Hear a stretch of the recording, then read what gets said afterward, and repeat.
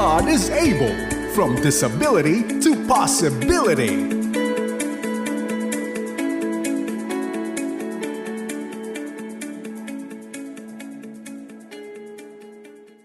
I am able because God is able. I am able because God is I am able because God is I am able. able because God is able. Able Talk. Kaya mo, kaya ko.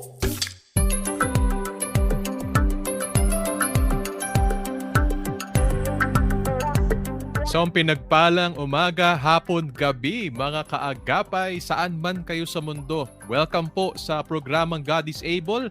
Tayo po ay napapakinggan sa FEBC Radio TV. Bumabati din, sana po mag-hi, hello, comment. Medyo konti lang nagko-comment lately. Sana ho mas makilala namin kayo dyan sa Facebook Live. At binabati rin po natin ang mga nakikinig nanonood sa YouTube channel ng 702 DZAS FEBC Radio TV at maging sa ating partner television channel, Channel 185 sa GCTV tuwing alas 9 hanggang alas 10 ng umaga tuwing linggo. Maaari nyo po kaming i-message sa smart number nating 0999-223-5675 maging sa Globe number 0916-296-6620. Pwede pa rin po tumawag sa landline, that's 8654-3322, local 401. Ang God is Able ay miyembro ng kapisanan ng mga broadcaster ng Pilipinas. At alam nyo po, every time may bago ho tayong nakikilala, whether individual o pamilya na apektado ng kapansanan, natutuwa kami sa God is Able. Una sa lahat dahil po alam namin na pinagtatagpo-tagpo tayo ng Diyos. Kaya bago ako magsimula, magpatuloy, ay binabati ko po lahat ng individual, lahat ng pamilya. We call persons affected by disability upang sabihin sa inyo, hindi aksidenteng nandito ka nakikinig nito. Hindi aksidenteng nanonood ka nito. Pinagtagpo tayo ng Diyos at sa aming panalangin at pagmamahal, nawa abutin ka po ng pagmamahal din po at maraming awa ng Diyos. Sa kabila ng kapansanan, God is able.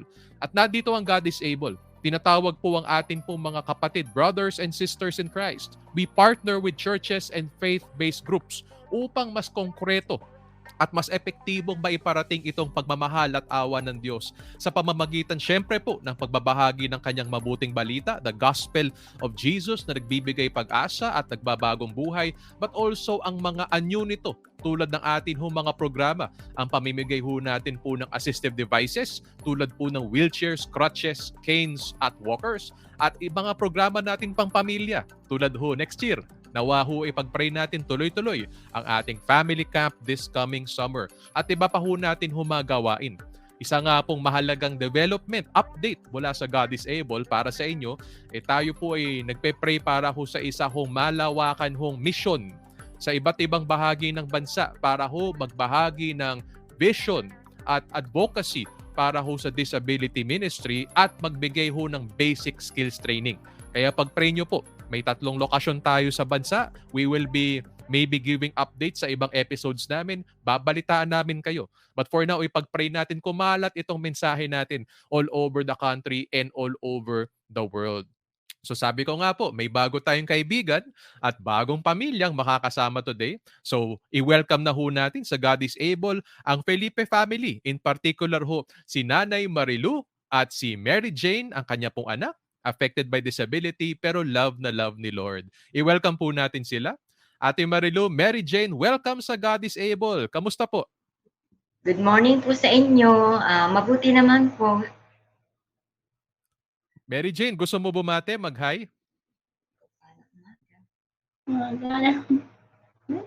Good morning po. Good morning po. Lakasan. Yeah. Good morning po. Good morning. At si Ate Marilu at si Mary Jane ay mula sa Hagonoy, Bulacan. Binabati natin ang ating mga nanay at mga pamilya dyan na kasama sa gawain dyan sa Hagonoy. Kasi may samahan ho ng mga nanay at parents tayong tinutulungan sa Hagonoy, Bulacan. Kamusta po kaila Ate Danet? God bless you po. Kamusta po kayo Ate Marilu? Kamusta ang pamilya? Mabuti naman po. Nakakasurvive naman ho kami sa gitna ho ng kalagayan ho namin dito sa Hagonoy na lagi namin hong kapisan ang katubigan Hindi ho nawawala ang tubig ho sa'min. Nakakasanayan na rin ho namin kahit ho medyo mahirap ho dahil isang malaki hong sagabal, lalo na po sa pagpasok po namin sa eskuwelahan. Dahil pagka ho high tide, malaki ho ang tubig, doble-doble po ang nagiging upa ho namin sa pamasahe. Pero gano'n pa man ho, dahil sa gusto namin makapasok ang aming mga anak, nagagawan po namin ng paraan. Tama po ano, naalala ko Ate Marilu, Nanay Marilu, hindi po pala bago ang mga taga Hagonoy sa karanasan ng kapansanan kasi parang disabled din kayo sa Bulacan, diyaan sa Hagonoy dahil sa pagbaha. So parang Oo, hindi sa inyo bago ang karanasan na may humahad lang sa inyo na lumabas, mamalengke, mag-aral. Sabi niyo nga po, tumataas pa ang presyo ng inyo po o halaga ng inyong transportasyon. Siguro dahil special trip ho yan at nakikita ko ibang tricycle sa Hagonoy, ang lalaki ng gulong. Talagang oo. pumbaha. Pero may gastos din po yun. So pinagpe-pray natin po ano, hindi lang po ang Hagonoy, pero ang buong bansa, alam namin habang lumalapit ang Pasko, parang kay taas ng mga bilihin. Talagang manalangin ho tayo, manalig sa Diyos. Gawin lamang magagawa natin pero po magtiwala tayo sa Diyos. Ate Marilo, ang pamilya, kamusta naman po? Okey naman ho dahil ang akin hong mister ay isang driver na nagkaka-service ho sa punerarya. Ako naman ho, isang volunteer teacher po sa SPSC.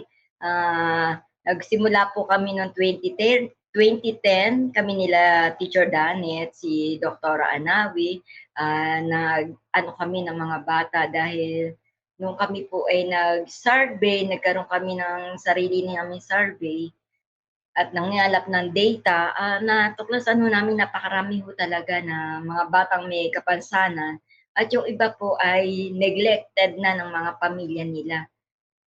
Kung sino na lang hong kapitbahay na may magandang puso, siya ang nagkakaroon ng mabigyan ng pagkain. Kung sinong may kawang-gawa ay nabibigyan ho ng pagkain. Kaya nga po ang aking anak, pinagsumikapan ko po na kahit yung sarili niya, kaya niyang dalhin dahil mahirap. Pagka nawala po ako, yun ang isa sa dadahin namin mga magulang na nasa bingit ka ng kamatayan, nasa gitna ka ng karamdaman, iniisip mo yung maiiwanan mong may kapansanan. So, yun ho ang isa sa amin nung pinagsusumikapan na yung aming mga anak ay kahit sarili po nila ay makaya po nilang dalhin para yung mga kapatid ho na maiiwanan ay hindi ho masyadong isipin nila pabigat at pasanin ang kanilang kapatid na maiiwan sa kanila. Oo, kaya ho patuloy yung aming pagtuturo na matuto silang magbihis, maligo, matuto ng mga gawaing bahay. Yun lamang po ay sapat na po sa amin. Salamat po Ate Marilu. Una sa lahat sa pagbubukas niyo ng puso niyo. Kauumpisa pa lang ho ng usapan natin, napaka-personal lang ho talaga ng atin hong level ng diskusyon. Konekta sa buhay talaga. At alam ko maraming nakikinig ngayon nito na alam yung kwento niyo at karanasan din nila at gusto pa nila makilala kayo today. Bago tayo magpunta doon sa inyong pag-alaga sa inyong mga anak na talagang sobrang halaga lalo na po sa isang nanay, kamustahin ko lang po yung personal niyong kwento bilang mag-ina, bilang pamilya. Ano po ba ang kapansanan po na natuklasan niyo kay Mary Jane at paano nito naapektuhan ng pamilya niyo? Ah, Kasi ang natuklasan ko ho kasi ho nung maliit po siya, nako-compare mo siya sa ibang mga bata. Delay po yung kanyang paglalakad, hindi din po siya nagsasalita. So, nung mga 4 years old, 5 years old, kasi alam mo naman po sa probinsya, sasabihin diyan "Uy, ganyan lang kaya na, delay lang yan at mag-aano din yan." So, nung nagkaroon, magsasalita din kaya, maglalakad din yan. So, ako naman po nagtanong-tanong sa mga doktor. Nandung bigyan po ng vitamin yung anak ko para ho magkaroon ng tibay at makapaglakad daw siya sa buto. Tapos, nagpasok din ho ako sa mga eskwelahan. Naghanap po kasi ano po, dalawa lang po yung anak ko, ang pagitan nila ay 6 years. Kaya ho medyo natutukan po namin siya nung unang early detention po niya, na dumadayo pa po kami, lumalabas pa po kami ng bayan ng Hagunoy para magkaroon lamang po ng makakuha ng intervention ng aking anak. Lumalabas pa po kami ng Hagunoy, punta kami ng Malolos, kahit medyo mahal po ang upa, ginagawa po namin ng paraan para ho siya ay mapasok sa eskwelahan at magkaroon din po ako ng kaalaman. Nag-a-attend po kami ng seminar at unang-una din po, pinapaliwanag ko rin ho dahil sa pamilya na may kapansanan. Ang mas mahirap at higit na hindi kagad makatanggap ay ang lalaki, ang ama ng tahanan. Kahit humingiti-ngiti dahil mahirap para sa kanila tanggapin. Akala ko nga noon, tanggap na niya dahil nakasuporta naman po siya kahit saan po gustong pumunta. Nadadayo pa po kami ng Manila para masali siya sa Olympics. Na ano pa nga namin noon, na nag-award sa kanya noon si Rudy Fernandez po. Nag-award, sinali po sa Olympic ng marathon, nanalo po siya ng 2nd place. So, supportado naman po at nakaagapay naman po ang aking mister para ho sa kanya. Kaya nga lang ho, sa tagal ng panahon, nung nagdibo po ito, nagkaroon ho ng speech dahil pinagdibo ko ho, ang kinumbida ko yung mga kagaya din po ng anak ko na may mga kapansanan dahil bibihira naman sa kanila yung ma-experience nila na sila masama sa pagdidibo, maka-attend ng ganoon. So, ang mas priority ko po yung mga kagaya po ng anak ko na may mga kapansanan. Doon ko lang po natuklasan na nung nagsalita siya na hindi pa pala niya sa tagal ng taon, 18 years old, hindi pa pala niya tanggap. So kaya sa aking kagaya ko na may mga anak na kapansanan, wag mo nating aanuhin ang ating mister na aagapayanan natin. Dahil kumbaga sa ang mga lalaki po kasi hindi sila showy ng emotion. Hindi kagaya po na may mga babae na nakaiyak agad. Yung mga lalaki po kasi medyo tago ang kanilang mga damdamin. Yun, supportado naman po hanggang sa dumating po yung aking isang anak na dahil natatakot nga po akong sundan noon dahil baka ako pag gano'n na naman dahil may mga kasamahan din po ako noon sa mga naatinan po namin seminar. Merong 2 ang anak niya, nagkakaroon din ng kapansanan. So, awa naman po ng puon, ipinagkaloob po ni Lord sa aking pananalangin na okay naman po yung aking anak. Naging kaagapay ko po siya dito at itinuturo ko nga po yun, minumulat po siya ng mga gawaing bahay para makatulong po siya, hindi ko po siya binaby. Kung ano po ang dapat na treatment sa mga regular kids, ganun po yung ginawa ko rin po sa kanya. Kaya sa ngayon nakakatulong ko po siya sa bahay, sa mga gawaing bahay. Ayan. Salamat Nanay Marilu sa napakagandang pagpipinta kumbaga ng buhay pamilya niyo po sa inyong journey sa kapansanan po at tama po na nais ko lamang hubalikan at salungguhitan yung ibang sinabi ni Nanay. Hindi nga siguro aksidente po isang kababaihan tulad ni Ate Marilu at isang kalalakihan tulad ko, si Brother Pau, ang nag-uusap ngayon kasi nagkakaroon kami ng parang diskusyon na oo nga, kung ang mga babae, mga nanay, ito ang pananaw, ako'y sumasang-ayon na tama po. Ang mga kalalakihan din, tayong mga kalalaki, mga tatay na nakikinig nito, medyo tago tayo sa ating mga damdamin. Hindi tayo ganun ka-expressive, po. Dahil siguro, gusto natin ipakita na malakas ho tayo at stable ho tayo, or siguro hirap lang talaga tayo iproseso. Hindi lang talaga tayo likas na expressive, Kaya salamat Nanay Marilu at baka may mga tatay na nakikinig nito, it's okay po na ipahayag nyo ang nararamdaman nyo. Lalo na po mabigat. Mabigat ang karanasan ng kapansanan. Wag ho natin to isang tabi, wag natin maliitin, wag natin sabihin na hindi, kaya ko to. Wag natin ipasa lang sa misis ho natin, sa asawa natin, sabihin na ikaw na bahala sa mga anak natin. Kailangan magkaroon tayo po ng awareness, magkaroon tayo po ng connection, mapag-usapan po nating mag-asawa, at magkaroon, sabi po ni Ate Marilu, yung banda dulo ng kanyang sharing, pagtutulungan.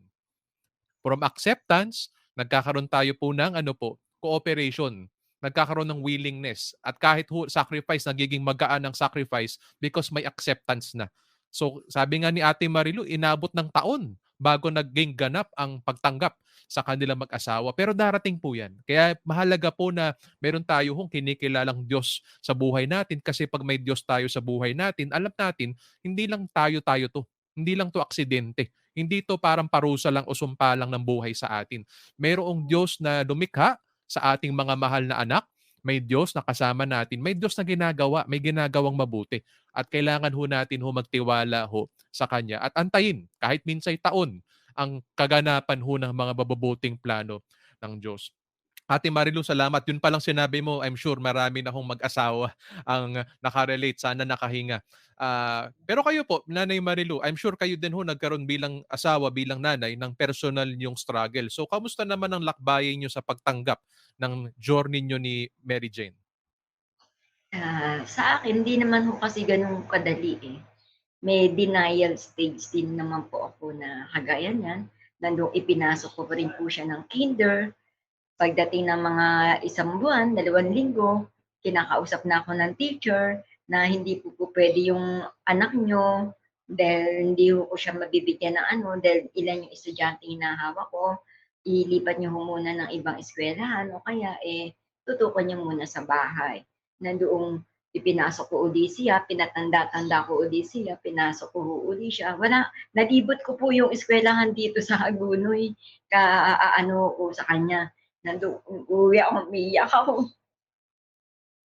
Kasi, noong mga panahon na yan, hindi pa po kasi ganong aware ang ating eskwelahan, ang ating ang DepEd noon, hindi pa po masyadong aware sila sa may mga kalagayan, mga delay na bata, may mga kapansanan na kagaya nun sa anak mo na may mga kakulangan na mayroong taglay na kahinaan sa pagintindi, pagproseso, kaya hindi kagad sila maka-co-op o maka-angkop sa komunidad sa loob ng classroom. Nandun ho kasi naglalakad ho siya, lakad ng lakad, pero pagka nagsusulat naman po, pinasusulat, pero lakad ho siya ng lakad. Ako talaga hanggang umabot po siya ng hanggang 18 po grade 6 ipinapasok ko po siya. Nandun, tutor po siya sa eskwelahan. Nandun nagre-regalo po ako sa teacher para ho pagtiyagaan yung anak ko. Pero talaga pong wala hong mangyayari dahil 18 po siya, yung mga kaklase niya, 7, 8, maliit po. Kaya nakukuha pong nabubuli po siya. Inaano po dahil iba po ang ng mga bata ngayon, lalo po pagka sa public school po ipinasok, public school lang po kami. Nandun nabubuli po siya, kaya po napag-usapan namin ng mister ko na, hindi ko na ako ipapasok si Mary Jane kasi magkakaroon lang ako ng kagalit. Napapaaway lang ako, sabi ko ganyan. Ang pinagtuunan ko na lang po, kagaya ko na sabi ko, pinagtuunan ko na lang po yung matuto siyang magpaligo sa sarili niya, kumain siya mag-isa niya, magligpit ng hinigan, nakakatulong ko na po siya sa paglalaba, siya po nagsasampay, tapos nakakapagsaing ko na po siya. Kahit mahirap, hindi ho ganun kadali yung proseso nung matutunan niya yung isang bagay.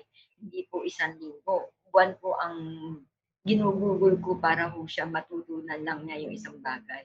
Kagaya ho ng pagsasaing, para ho may handaan sa amin araw-araw, namimigay po ako ng kanin sa mga kapitbahay ko dahil pagkakain namin, mamaya-maya nalingat ako, nagsigang na uli siya ho sa na sinaing. Talaga hong ganun, trial and error, hanggang sa na-master naman po niya. Sa ngayon pagka sinabi ko, magsaing ka na, alam na rin po niya tama sukat po ng tubig, dahil tinuruan ko po siya, susukatin niya sa kamay yung tubig, kung gaano dami ng yun, ganun lang, tiyagaan lang po, wala ako naman, kaya ho, sa mga kapwa ko rin po magulang, pagka kami nagkakaroon ng seminar, may mga sharing din po kami. Kasi nga, inahangad po nila kagad na yung gusto nila makita nila kagad. Sinasabi ko na, ako po talagang taon ang binilang ko po para po makamit ko na yung anak ko yung ganyan. Talagang tinutukan ko po siya. Siya naman po. Kaya siguro medyo nagtagal yung naging pagitan nilang magkapatid dahil inisip ko na magkaroon man ako ng isa pang anak, yung kaya na niyang maano-ano yung sarili niya. Mahirap naman po kasing sundan ko kagad ng batang-bata pa po siya eh. Sa ngayon ho, ayun, yung pinaghirapan ko po, medyo na-harvest ko na sa kanya na hindi siya at saka po sa tulong po ni Lord, wala ako inalangin na saan po akong simbahan napunta na siya makapaglakad. Isang araw nakakapagsalita na po siya. Hindi siya nagsasalita po talaga. Nakapagsalita po siya. Ngayon po, madaldal pa po, marites pa po ngayon sa akin eh. Kaya ako'y labis po ang pagpapasalamat ko. Palagi ko nga po siyang ginagawang model sa mga kapwa ko po nanay na may anak na kapansanan ho dito sa Hagonoy. Ayan. Ang puso nga naman ng isang nanay na talagang malayo ang mararating. Mayroon kang kasabihan, hahamakin ng lahat. Talagang may pakita lang ang pagmamahal niya sa kanyang pamilya. So Nay, naniniwala po ako talaga yung tinanim niyo napakayaman ho ng ani. At hindi lang ho sa buhay ni Mary Jane, ano po, she is wonderful po, but also yung pamilya niyo po, I'm sure, pinaglapit-lapit, pinagbuklod-buklod, pinalakas ho ang relasyon ninyo dahil sa inyong pagmamahal kay Mary Jane. At yun nga po, may isa pa kayo nabanggit ho dyan na panalangin din namin sa God is able na mas maging aware at sensitibo ho. Hindi lang po pala mga pamilya o magulang, pati ho mga institusyon sa lipunan, kagaya po ng paaralan, kagaya ho siguro ng ating mga ospital, ng ating medical field, ano po na maalam supposedly sa ganito mga bagay ng pamahalaan ng ating lugar, lokal na pamahalaan, mas maging aware at sensitibo ho sa iba't ibang realidad ho ng kapansanan. Dahil iba't iba ho, napakadaming anyo ho ng kapansanan, napakahirap nga po akapin kasi may kanya-kanyang pangangailangan. Pero doon na lang siguro tayo manggaling po sa sinasabi ni nanay po, no? Yung kanyang pagtitiwala ho sa Diyos. Doon na lang tayo manggaling ho. Pag meron tayong pagkilala sa Diyos, nais natin hanapin, paano ba makatulong sa taong to? Ano bang kabutihan ng Diyos ang ibibigay ko sa batang ito? Yun na lang po siguro yung mindset at attitude natin na dahil may Diyos at mahal tayo ng Diyos, paano ko kaya mamahalin yung kapwa ko na apektado ng kapansanan? At gaya po ng sa kwento ni Nanay Marilu, malayo mararating yan at napakayaman ng ani po niyan. Nakakatuwa, Nanay Marilu, parang sobrang dami nyo ring natutunan along the way. Para kung wise na wise kayo. Ang dami yung wisdom na nasi-share sa mga nanay para kung pinractice na ho talaga kayo ni Lord. Sabi niyo nga po, hindi madali throughout the years. Pati pagsaing nga po, ilang beses, kahit ilang buwan, simpleng skill ho, kailangan matutunan. Pero blessing pa rin ni Lord dyan. Alam niyo, yung anak niyo po, ilan lang ba sa atin na marunong magsaing? Kung sa totoo lang, ilan ho ba sa atin na ang marunong ho magsaing at maggawaing bahay? At hindi lang ho yung marunong, yung gusto maggawaing bahay. Iba nga ho, kailangan papilitin ng magulang. Kailangan pa ho pagsabihan. Pero kayamanan din ho na yung anak natin, kahit may limitasyon ho siya, pero nandun yung puso niya. Nandun yung pagmamahalan. Nanay Marilu, nabanggit nyo kanina bilang nanay din po at bilang magulang, may mga pangamba kayo na nasabi kanina, may mga concerns at fears kayo na na-share kanina. Paano nyo po dinadala sa Diyos itong mga fears at concerns nyo sa kinabukasan, sa paglaki, maging sa pag-relate ni Mary Jane sa labas, sa mga taong hindi nakakaunawa sa Kanya? Ano po ang laman ho ng mga panalangin nyo kay Lord patungkol dito? Ako po ang dinadalangin ko po magkaroon po ako ng kalakasan, bigyan pa po kami ng magandang kalusugan, at saka po, yung sa anak ko, yung maunawaan niya ng higit pa sa pag-unawa ko at pagmamahal ko yung kapatid niya. Dahil piniprepare ko po na kung dumating man po yung panahon na kami po wala na sa kanilang piling, dinadalangin ko po na agapayanan ho ang aking anak na maiiwan. Dahil di naman ho natin malalaman kung kailan ho tayo kukunin ni Lord. Kaya ho, inahanda ko po yung sarili ko. Inahanda ko rin po na ino-open ko rin po sa anak ko na walang ibang kakalinga sa kanya, kundi ikaw. Kaya nga ako tinuturuan ko siya ng mga gawaing bahay, inaano ko sila ng pagmamahal. Naaanuhan naman po sa awa po ng Panginoon. Kaya ang tanging dalangin ko lang po talaga, hindi po ako nagdadalangin ng material na bagay. Dinadalangin ko lang po kalusugan, kapayapaan po sa tahanan, at magkaroon po kami ng kaliwanagan ng puso at isipan para siya po ay gumabay sa amin sa mga gawain sa araw-araw at hindi po kami mawalay po sa feeling po niya. Yun po. Kaisa namin kayo sa panalangin. I'm sure maraming nanay, yan din ang prayer. Kahit mahirap ang buhay, hindi na nga ako hihingi o magpe-pray ng isang material na bagay, pera o kayamanan. Sapat-sapat naman ho at nagtutulungan ng bawat isa. Pero yung mas mahalaga na blessing na hindi natin kaya bilhin, na hindi natin kaya pagsikapan, galing talaga sa Diyos. Yung sinasabi po ni nanay na kalusugan, buhay na mahaba-haba, kahit may kapansanan. Yung kapayapaan ho, sobra hong halaga nun. Ate Marilu, sang-ayon po kami diyan. Hindi mo mabibili yan eh. Hindi mo madadaan-daan sa gawa ho natin ang kapayapaan. Yung pagpapatawad at yun nga po, yung isang tema ng ating usapin kanina, yung acceptance, pagtanggap. Hindi lamang sa kapansanan kundi sa pagkatao ng bawat isa. Mga kagapay, lahat naman ho tayo po may kapansanan sa totoo lang. Lahat naman ho tayo may mga pagkukulang, kahinaan, may mga pinanggagalingan po tayo. Hingin natin ho yung mga bagay mula sa Diyos na Diyos lamang ang makapagbibigay na hindi natin mabibili, hindi natin mapagtatrabahuan. Ito ang tawag natin dyan, grasya. Hingin natin ng grasya ng Diyos sa buhay natin. Ano po. At napakaganda ho, napakadalisay ho ng puso ni Nanay Marilu. I'm sure sinagot na at marami pang ipapakitang sagot sa panalangin ang Diyos sa kanila. Nanay Marilu, nabanggit niyo po yung kapatid ho niya. So paano ho niyo kino-coach o mine-mentor silang magkapatid tungkol sa buhay nila sa hinaharap? Kasi po yung anak ko po, mulat naman po siya dahil palagi ko po siyang isinasama sa mga gawain ho. Lalo sa mga school, kahit po dito sa barangay, dahil isa din po ako na nagkaroon po ng katungkulan sa samahan po dito dahil para mabuhay po ang awareness po dito sa Hagonoy. Talaga pong bawat barangay po ay pinagsumikapan po namin na magkaroon ng pamuluhan. Isinasama ko po siya, nagbo-volunteer po siya sa lahat po ng gawain at mga aktibidad, seminar, sinasama ko po siya para mamulat po siya na ganito lang ang kayang gawin ng kapatid niya. Yung mga isip na na hindi abot ng ang atin niya, pagpasensyahan niya dahil liigaw ang higit na may anong tawag doon, yung abot ng isip mo, hindi abot ng kanyang kaisipan yung mga ibang dapat gawain, kaya ikaw kako ang magtuturo sa kanya.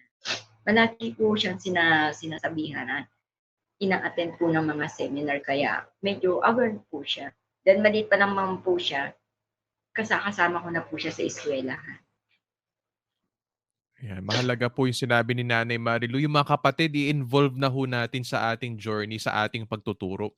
Ano po, kasi minsan ho na parang may dalawang hiwalay na mundo eh. Yung hiwalay na mundo ng kapatid na may kapansanan at yung mundo ng kapatid na normal functioning ika nga. Pero magkapatid pa rin ho yan at ang future ho journey nila pag wala na ho tayong mga magulang, sila ho. So maganda ho na simulan natin na maaga na yun nga po, the same understanding, acceptance at pagtutulungan ay may turo din ho sa mga kapatid. Ano po.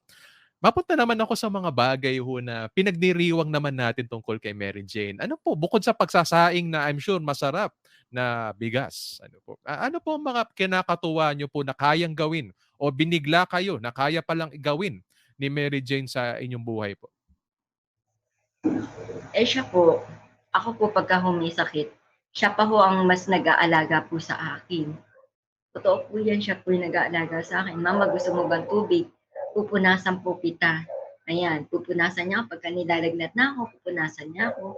Halimbawa, pagdating mo ng gabi, minamasahin niya po ako. Marunong po siya mag-massage. Kaya yung ibang mga tiyuhi niya, yung mga pinsan ko po, nagpapamasahe ho pagka mga dumarating at nagkasama-sama kami.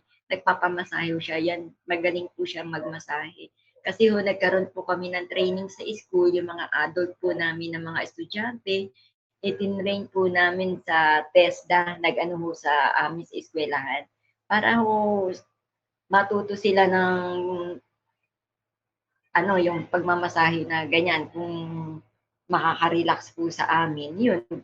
Yun ang isa sa na kaya pala niyang gawain na natutunan po niya yung magmasahe po. Bukod po sa mga gawaing bahay. Ayan. Mary Jane, enjoy ka ba pag nagmamassage ka kay Mami? Opo. Gano'ng katagal mo minamassage si Mami? Pag gabi po, namamasahe ko po. Minsan. Paggabi. Saan parte ng katawan paborito ni Mami masahe mo? Sa paa ba? Sa ulo? Hindi po sa braso. Sa braso po, saka sa likod. What ba? May nagde-demonstration pa. Pinapakita ni MJ ang kanyang galing at husay sa pagmamasahe. Ano po, makagapay habang nahihiya si MJ. Habang pinapakita ni Mary Jane ang kanya pong talento mula sa Panginoon, ano po, ang ganda ho magmahal ng isang tao pong apektado ng kapansanan. Kasi dahil po sa kanilang kalagayan, para ho mas nagiging simple at puro ang pagmamahal nila. Nagiging simple at puro ang kanilang mga pakiramdam. Simple at puro ang pag-iisip nila at pagtrato nila sa kapwa-tao. Wala hong mga pretension na ho, wala na akong pride, wala na akong pagpapanggap. Talagang purong pagmamahal na lang. At sa simpleng pagmamasahe ho, kitang-kita natin ang papamahal ni Mary Jane. Ano? Mary Jane, huwag kang magsawa, magmassage sa mommy at daddy mo ha. Pati sa kapatid mo, pagpagod sa trabaho. At huwag kang magsawa magluto. Baka maging chef ka pa. Chef MJ. Excited kami. Yung God is Able team, may pabalik-balik dyan sa Hagonoy. Baka minsan mapagluto mo po sila ng iyong lutong Bulacan. Ayan. Lutong masasarap dyan sa Hagonoy. So salamat sa buhay mo, Mary Jane. Mahal na mahal ka ni Lord. At sa mga kaagapay natin nakikinig nito, sana po kung katabi nyo po yung mahal nyo na apektado ng kapansanan, huwag nyo kalimutan, i-celebrate sila. Ipagdiwang ang katotohanan, they are also fearfully and wonderfully made. Ang imahe ng Diyos ay nasa kanila rin. Maaring hindi mo makita kaagad-agad, maaring hindi mo makita yung gusto mo makita, pero imahe pa rin yan ng Diyos. Kaya akapin mo po yan at i-celebrate po natin sila at ano pong mga kaya nilang gawin. Tayo po yung mag-break lamang po, Ate Marilu, Mary Jane, dahil may pakikinggan po tayong Hope Notes. Mga aral po mula sa salita ng Diyos, mula ho sa atin hong mga kasama, kaibigan sa God is Able, ang Valleza family. Pakinggan po natin sandali.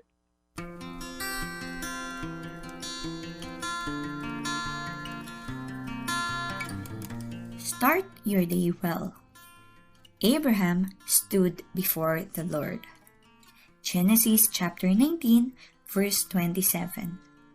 Si Abraham ay kilala bilang the friend of God, na isang napakalaking pribilehiyong masasabi. Ngunit, ang sikreto sa kanyang pagiging dakila ay madaling makaligtaan. Sabi sa Genesis chapter 19, verse 27, kinaumagahan, dali-daling pumunta si Abraham sa lugar kung saan siya nakipag-usap sa Panginoon. Take note, siya ay nagsisimula ng kanyang araw kasama si God. Ang pagbangon natin sa umaga ang nagsiset sa kondisyon natin sa maghapon. Kaya't dapat unahin nating makapag-isa kasama ang Panginoon kahit ilang minuto lamang. At pagkatapos, saka natin tignan ang ating plano sa maghapon. Habang tinitingnan natin ang ating mga plano, siguradong may makikita tayong concern along the way. Ibigay natin lahat ito sa Kanya at hingin natin ng Kanyang wisdom. Sabi nga sa Biblia, malugod niyang tayong bibigyan ng wisdom kapag hiningi natin ito. Kung hindi man siya sumagot agad, huwag tayong mabahala o mag-alinlangan. Gusto lang niyang magtiwala tayo sa Kanya. Marami sa atin ang nagsisimula ng araw na nababalisa, nagmamadali o may takot. Kapag hindi maganda ang araw natin, tayo'y huminto at tanungin natin ang ating sarili. Sinimulan ko ba ang araw ko kasama ang Panginoon o nakalimutan ko siyang isama ngayon? Ito ang dalawang scripture na pwede nating i-consider. Una ay ang Psalm chapter 5 verse 3. In the morning, I lay my requests before you and wait expectantly. At ang Psalm chapter 90 verse 14.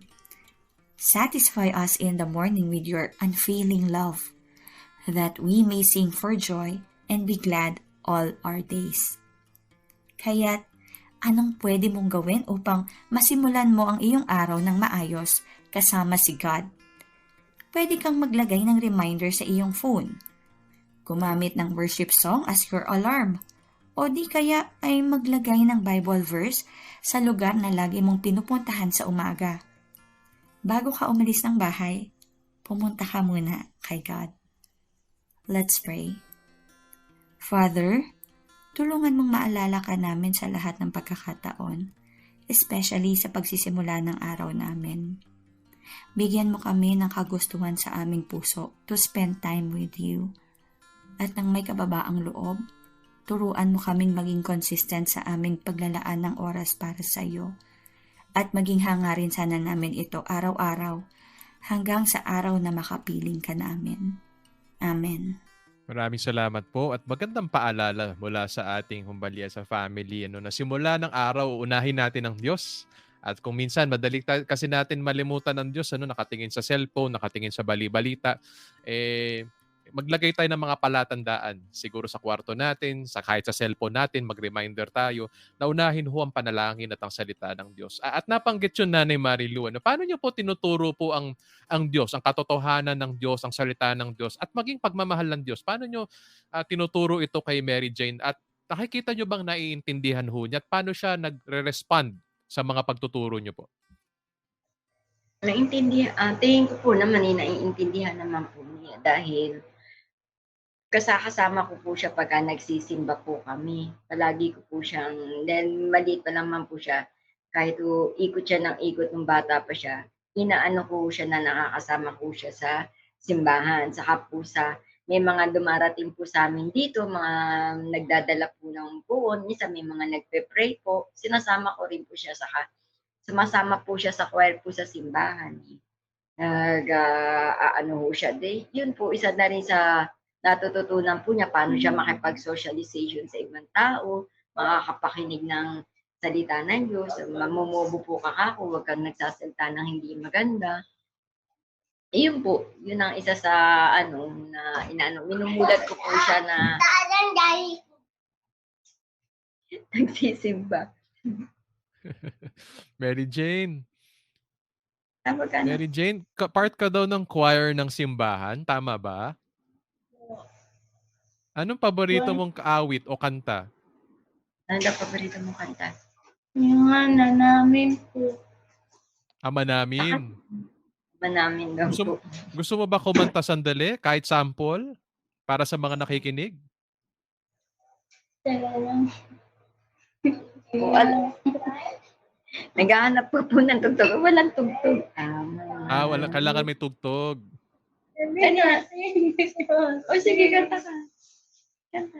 Ano namin sumasalangit ka sambahin nangalap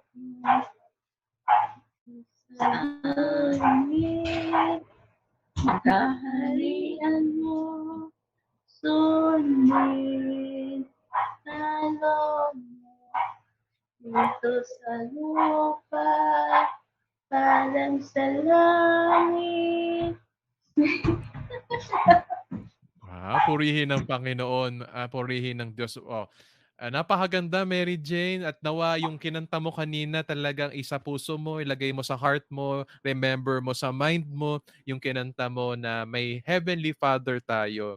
At yung Heavenly Father natin, ang Diyos natin, binigay niya ang kanyang anak na si Jesucristo para sa mga tulad natin, Ate Marilu, Ate Mary Jane, na para tayo makaunawa, hindi lang sa isip pero sa puso, tungkol sa pagmamahal ng Diyos.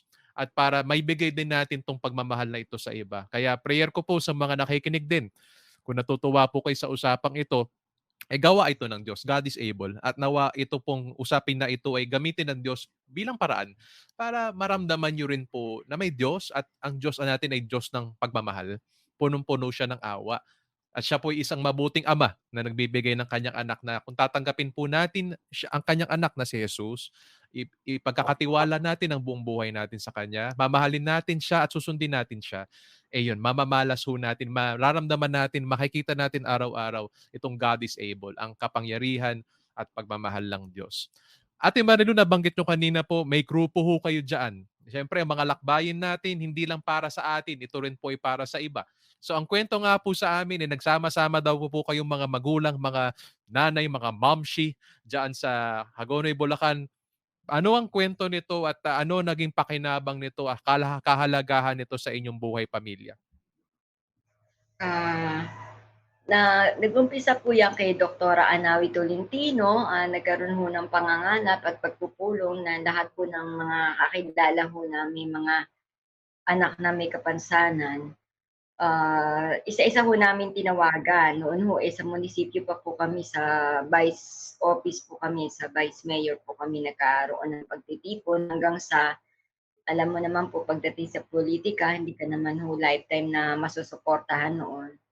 Kami na ho mismo mga magulang, ang samahan po ng Supportive Parents for Hagonoy Children with Disability po ang aming samahan sa Hagonoy.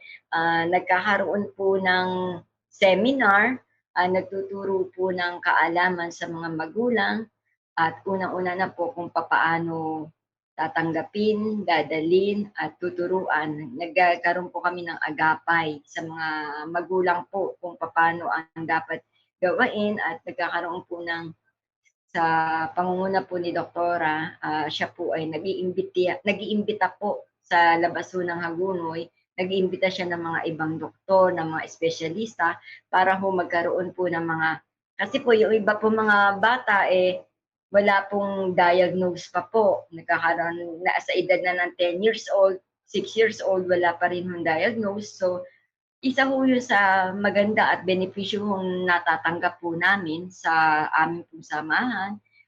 Nagkakaroon po ng mga nagkakaroon po ng mga gawain na nagkakaroon po ng mga nag-iimbita ng mga doktor, mga physical therapy, speech therapy, para ho magtugunan ang mga ibang pangangailangan po ng ating mga kapatid na may mga kapansanan po dito. Lalo na po napakamahal po ng pagpapacheck up po, lalo na kung sa Maynila pa po yun, pamasahe lang po, problema na ho, lalo na kami ho, palagi may tubig dito. Kaya yun ho, isa ng napakalaking benepisyo ho na naibibigay ng samahan po ng supportive parents ho, sa aming mga magulang dahil na kakaroon kami ng kaalaman, natutugunan nila na ganito pala ang dapat naming gawain, na pag dapat initial diagnose, mayroon ng anak namin para malaman kung ano ang dapat na ibigay na at matugunan kung ano talaga yung pangangailangan ng bata. Dahil yung iba, kagaya ng iba, nagkaroon na kami, hindi ko alam kung pipi po yung anak ko, hindi niya ako pinapansin, hindi, tinatawag ko siya, hindi niya inaano. At the age of 7 hindi pa nila alam yung anak nila. So, nung nasama ho sa SPSC, natugunan yung kanyang mga tanong dahil nag-iimbita nga po ng mga espesyalistang doktor po si Doktora Anawi para ho sa ating mga may mga anak na may mga kapansanan po sa atin. Hanggang sa mga maging adult po, nandoon pa rin po, kagaya po ng anak ko, doon na ho tutumanda yung anak ko. Ngayon naman po, mga livelihood training po ang itinuturo po sa adult para ho at least matuto sila nung mga simpleng pagkakakitaan, ang mga simpleng techniques at gawain po sa bahay, kagaya po sa anak ko. Kaya malaking bagay po sa amin ng supportive parents sa amin po dito sa Hagonoy. Nakakamangha ho yung kwento ho ninyo dahil hindi naman ho kayo mga espesyalista. Although siyempre mahalaga kumuha tayo ng mga doktor, therapist, mga sped teacher na kumuha ng magte-train man lang sa atin. Pero nag-umpisa ito sa samahan lamang ng isang doktor at ng mga nanay at mga magulang. Nakakamangha na ang layo na narating at napakalaki ho ng inyong ambag sa inyong mga anak-anak po. So, ano po ang parang sekreto ng grupo ninyo? Kasi malakas ho ang grupo ninyo at yun nga po, kitang-kita po ang inyo pong ang epekto, kontribusyon ninyo. Ano ho ang sekreto ng grupo ninyo at nagtulungan ho kayo, nag-aral kayo at yun po, ano, ganda ho ng bunga? Ang sikreto po siguro niyan nandun po yung pagmamahal.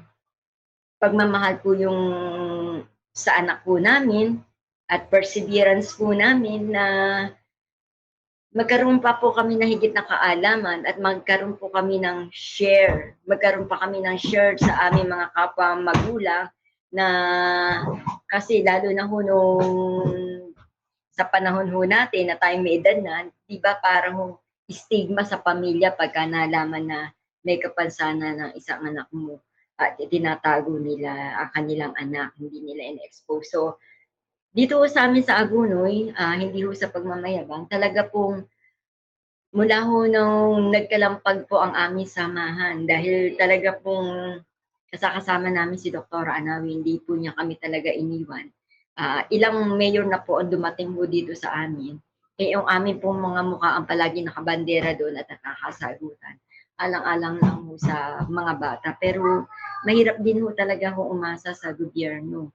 At kaya kami po patuloy na nagkapit-bisig, nag-a-attend ng mga iba-ibang seminar para magkaroon ng kaalaman, dagdag kaalaman kung paano dapat pag-handle, pagtuturo sa magulang kasi ang priority po namin talaga na tinuturuan magulang. Kasi kung wala pong kaalaman yung magulang, wala paano po nila mabibigyan ng yung bata. Paano po nila mahahandle, mamamanage yung behavior kung wala po silang kaalaman na may ibibigay kami sa kanila. Kaya ang masasabi ko siguro nandoon yung perseverance namin at pagmamahalan po sa isa't isa na nagkatagpo-tagpo kami na nagkaroon kami ng isang misyon, isang vision at isang misyon na makatulong dahil talaga po namang hindi ho madali. Hindi po madali. Ang misyon namin yung una-una yung acceptance para mapayapa at kailangan ma-involve ang buong pamilya. Hindi yung pamilya ko lang, dapat buong family. Pamilya ko sa mother side, sa father side ng bata, dapat po naka-involve. So, yun po ang isa sa namin sa SPSC, yung magkaroon ng awareness ang family, relatives. Unang-unang ho sa pamilya po kasi talaga Hindi ho makukuha yan sa kapitbahay at sa komunidad kung hindi mag-uumpisa po sa pamilya. Pagka nakita po sa pamilya na ganoon maganda ang pagtanggap sa bata at nang ganoon ang magandang pagkalinga, ma-accept siya ng komunidad. Hindi siya babastusin, hindi siya bubulihin dahil nakikita na nakaagapay ang buong pamilya. So, yun po ang isa sa kaya ho nagtagala ang SPSC dahil nandoon ang higit sa pagmamahal. Nasa puso po yung ginagawa, nasa puso ang misyon, nasa puso ang vision. Kaya nga po, yun nga po sa paglapit namin sa mga gobyerno, hindi ho natin talaga po pwedeng asahan. Kaya kailangan kami po, yung grupo namin, nandun umupa po kami ng isang eskwelahan sa may kids lane. Nandun napunta po kami sa barangay hall.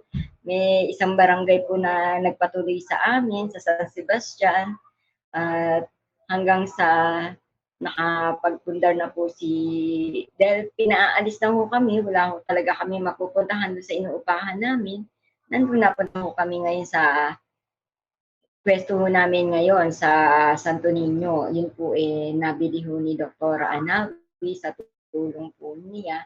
Pinasuno po niya kami doon. Nagpatayo po siya sa likod po ng clinic niya, nagpatayo po siya ng isang room po doon kung saan para po maisagawa po namin ulit, makapasok ang aming mga bata, magkaroon ng mga therapy, yung mga nanggagaling po sa ibang bayan, sa Manila, sa Pampanga, nakakapunta po sa amin para makatulong po. Kagaya din po ninyo ng God is able.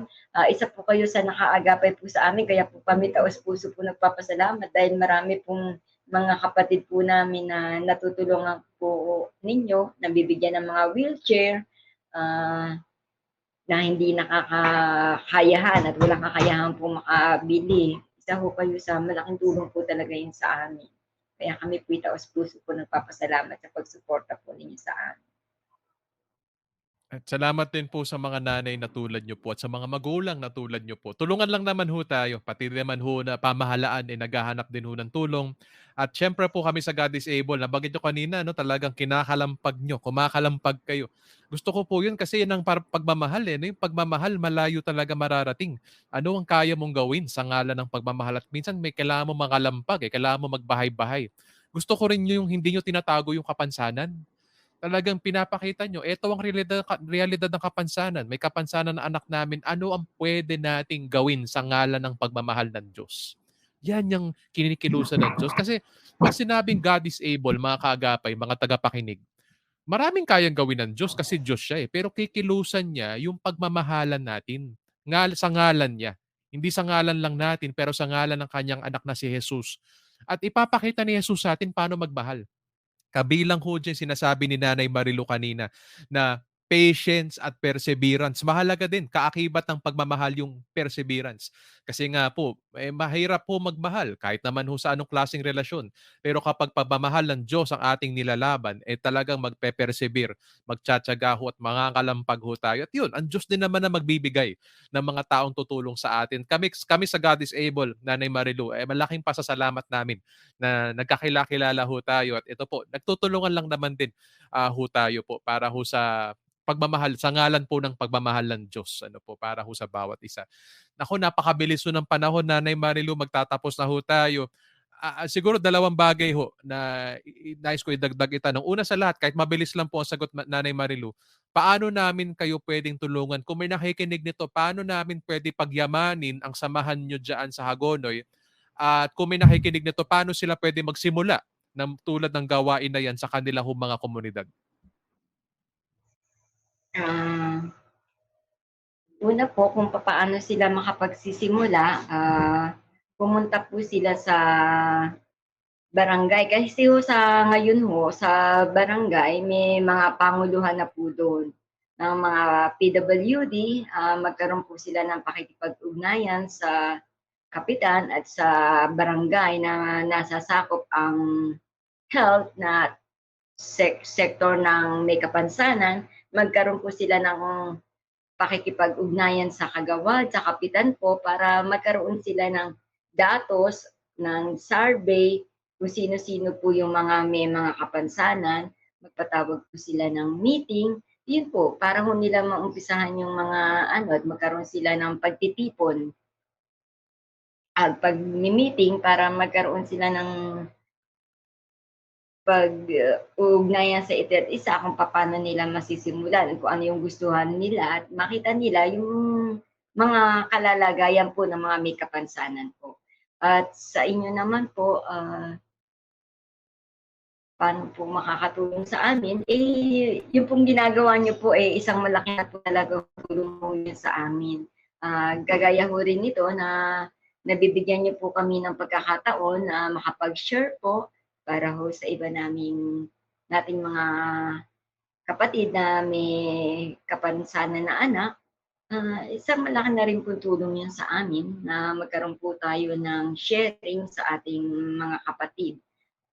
Siguro po yung ano pa po, yung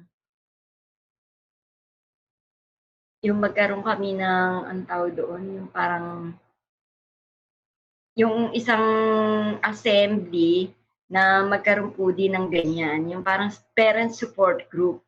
Sa ngayon po kasi medyo limitahan po yung pagkakaroon namin ng ganoon. Dati po kasi talaga yon annually nagkakaroon po kami ng ganoon. So iyon ho, para ho reliever ho ng mga parents, di ba? Yung parent support group, yun ang reliever ng mga parents Doon mo na ilalabas yung ano mo So, iyon po ang isa sa gusto rin po namin na magkaroon. Prayer ho namin na either makapunta ho ang ilang pamilya nyo sa family camp namin o baka kami na ho magdala ng family camp dyan. Magandang pagkakataon kasi yan mag-usap-usap, huminga, kahit umiyak at magpalakasan ho ang mga magulang. Sa prayer din ho namin, Ate Marilu, ipag-pray nyo na rin ho na merong simbahan ho na tumayo na umagapay ho sa inyo pong grupo. Mahalaga din ho talaga na may pastor, kapatid na nagtuturo, nagbibigay ng mabuting balita, salita ng Diyos. Actually, napag-usapan din namin. May pinagpe-pray ho kaming simbahan na aabot sa inyo. Kami ho sa God is Able, yun na po ang kalampag namin sa lahat ho ng mga simbahan ng Panginoong Hesukristo. Na wag lang ho tayo ho maging kontento ho sa ating tayo-tayo na lamang na buhay, do talagang pinagpalayan ni Lord. Ginawa tayo, tinubos at tinawag tayo ni Lord para sa iba, para sa mga nangangailangan, para sa mga may kapansanan, para sa mga nasa laylayan po ng lipunan. At doon, lalo natin makikita how God is able. Mabilis na mabilis lang, Nanay Marilu. Kung may nakikinig nito, gusto kayo kontakin o si Nanay Danet, ang inyo pong mga pinuno sa inyong samahan para ho matuto mula sa inyo, ma-inspire ninyo. O baka may nais silang itulong sa inyo, baka may gusto magbigay ng libro o ng tulong o ng oras. Paano po kayo makokontak sa inyong grupo sa Hagonoy? May page po kami, meron po kaming page, for the parents for Hagonoy children with disability. Pwede din po naman sa kay Teacher Danet. Pwede din po naman sa cell number ko po na 0935-714-6543. Pero meron din po kaming page na pwede ho nilang ma-contact, ma-chat. Opo. Para lang po hindi na kayo ma-overwhelm na napakadaming messages. Minsan ho, may mga spam messages pa sa text. Ano pa yung pangalan ng Facebook page nyo po para doon sila dumirekta? Support, yung samahan po namin, Supportive Parents for Hagonoy Children with Disability. Yun po ang aming Facebook page. Ayan. Doon po kayo mag-message. At meron naman Ate Marilu nagbabasa na message ho doon. Opo, meron po. Okay. Ay, malay nyo, si Ate Marilu pa mismo ang sumagot na message niyo. Ano po? So, yun po. Kontakin nyo po sila, especially kung nais sila i-encourage, ipag-pray, matuto sa kanila, may i-share sa kanila, whatever blessing, lalo't magpapasko, but also yung partnership for the long run, talaga pong abutin nyo po sila dyan po sa Facebook page na yan. Nanay Marilu, Mary Jane, maraming salamat at looking forward makabalik sa inyo dyan at lalong pagyamanin pa ng ating mabuting Tatay na Diyos sa langit ang ating pong mga gawain dito sa kalupaan ng Hagonoy, Bulacan. Marami pa nawang magulang ang maabot at mapalakas sa tulad po ninyo. Mga kaagapay, natapos na naman po ang halos 1 oras. Maraming salamat sa inyong pakikinig at pakikiisa. At maging pagkomento dyan kung may natutunan, kung meron kayong mga refleksyon at na-inspire kayo, pakisabi dyan sa comment section ng Facebook natin. Ito po ang programang God is Able, serbisyong PWD lamang. At nawa nakapaglaan kami, nakadagdag man lang po ng katatagan at pag-asa mula sa Panginoon. Ako po si Brother Paulo Sanchez. Tayo po ang God is Able, from disability to possibility. God bless you po hanggang sa susunod.